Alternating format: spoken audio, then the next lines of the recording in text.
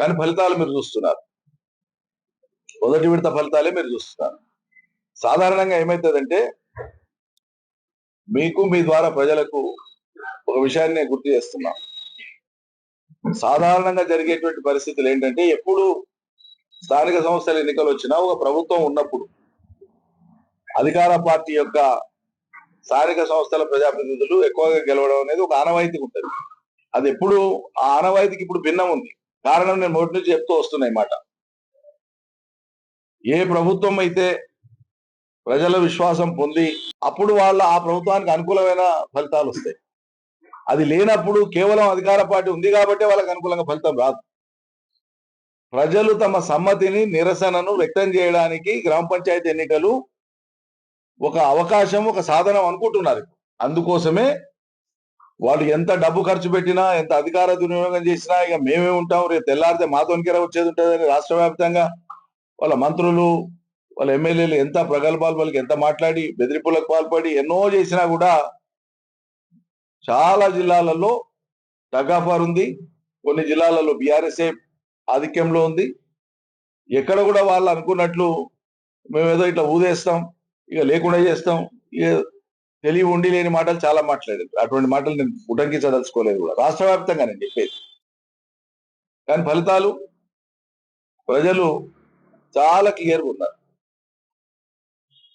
వాళ్ళు గెలిచిన కాడ కూడా నేను ఇంతకుముందు చెప్పినట్లు అన్ని రకాలుగా విచ్చలవిడిగా డబ్బు అంటే, మద్యం అంటే, ఇక కావలసినంత అధికార దుర్వినియోగం అంటే, కొన్ని చోట్ల అయితే గెలిచిన వాటిని కూడా రీకౌంటింగ్ పేరు మీద ఓడిపోయినట్లు ప్రకటించి వాళ్ళ అభ్యర్థులు గెలిచినట్టు చూపించుకున్నారు.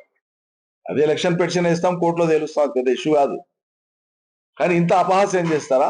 ప్రజా తీర్పు చేయకూడదు కదా. సోలిపూరే ఎగ్జాంపుల్. రేపు ఎలక్షన్ పెటిషన్ వేస్తాం, పెటిషన్ ఏమవుతుందో మీరు చూస్తారు. దానికి పాల్పడినటువంటి ప్రభుత్వ ఉద్యోగులు సస్పెండ్ కాదు, వాళ్ళు ఉద్యోగాలే లేకుండా పోతారు. వాళ్ళు ఉద్యోగాలు వదులుకోవాల్సి వస్తుంది. They will be dismissed from services. Wilful గా, డెలిబరేట్ గా కావాలని తప్పు చేసినటువంటి వాళ్ళు. సాంకేతిక పొరపాటు చేస్తే కోర్టులు సరిదిద్దుతాయి. ఉద్దేశపూర్వకంగా తప్పు చేస్తే అది నేరం. ఆ నేరానికి వాళ్ళు శిక్ష అనుభవించక తప్పదు. అందుకే ఎక్కడైనా సరే ఈ ఎన్నికల ప్రక్రియలో నిమగ్నమైనటువంటి అధికారులు, ప్రభుత్వ ఉద్యోగులు ఎక్కడైనా సరే నిష్పక్షపాతంగా ఉండాలని మేము విజ్ఞప్తి చేస్తున్నాం. ఉన్నతాధికారులు కూడా చెప్పినాం, రిప్రజెంటేషన్స్ కూడా ఇచ్చినాం. క్షణికంగా ఆ పూటకు అధికార పార్టీ ఎమ్మెల్యేనో మంత్రో ఒత్తిడి తెచ్చిండని వాళ్ళ మాటలు వింటే నాశనం అయ్యేది రేపు మీ జీవితాలే. దీన్ని కూడా దయచేసి దృష్టిలో పెట్టుకోమని చెప్పి అట్లా ఎన్నికల విధులు నిర్వహిస్తున్నటువంటి అధికారులకు కూడా మేము విజ్ఞప్తి చేస్తా ఉన్నాం. మీరు పక్షం వహించాల్సిన అవసరం లేదు, ఎవరి పక్షం వహించాల్సిన అవసరం లేదు. అందరూ అని నేను అనట్లేదు, అక్కడక్కడ అంటున్నాను. అటువంటి వాళ్ళు సరిదిద్దుకోవాలి. సో ఎన్ని ప్రలోభాలు పెట్టినా, ఎంత మంది మార్బలంతో ప్రయత్నాలు చేసినా, కొన్ని చోట్ల విడ్రాల్స్ కోసం ప్రయత్నాలు చేసింది, బలవంతంగా విడ్రా చేద్దాం, ఏం బారలే. చాలా చోట్ల ఏకగ్రీవాలు, బీఆర్ఎస్ బలపరిచినటువంటి ఏకగ్రీవాలు చాలా విజయవంతంగా అయినాయి.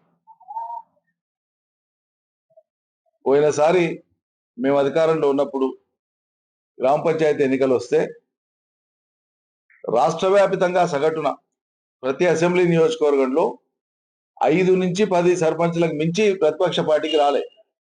రాష్ట్ర వ్యాప్తంగా సగటు తీయండి మీరు. ఆనాటి రిజల్ట్స్ ఉంటాయి కదా, నెట్లో తీసి చూడండి.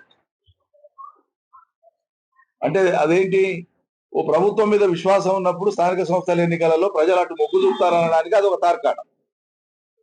ఈసారి ఆహాబాహి అన్నట్లు, నువ్వా నేనా అన్నట్లు ఎక్కడ కూడా తల వంచకుండా తగ్గేదే లేదన్నట్లు వాళ్ళ బీఆర్ఎస్ కానీ, స్వతంత్రులు కానీ అధికార పార్టీ మీద పోటీ ఇచ్చి నిలబడి గెలుస్తున్నారు. ఇది స్పష్టంగా తెలియజేస్తున్నటువంటిది ఏంటంటే, ఎప్పుడు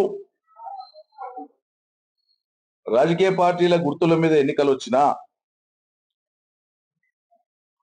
ప్రజలు అధికార పార్టీని తుడిచేయడానికి సిద్ధంగా ఉన్నారనడానికి ఇది ఒక ప్రధాన సంకేతం. అసలైన తొలి వెలుగు. ఫాలో వాట్సాప్ @తొలి వెలుగు official.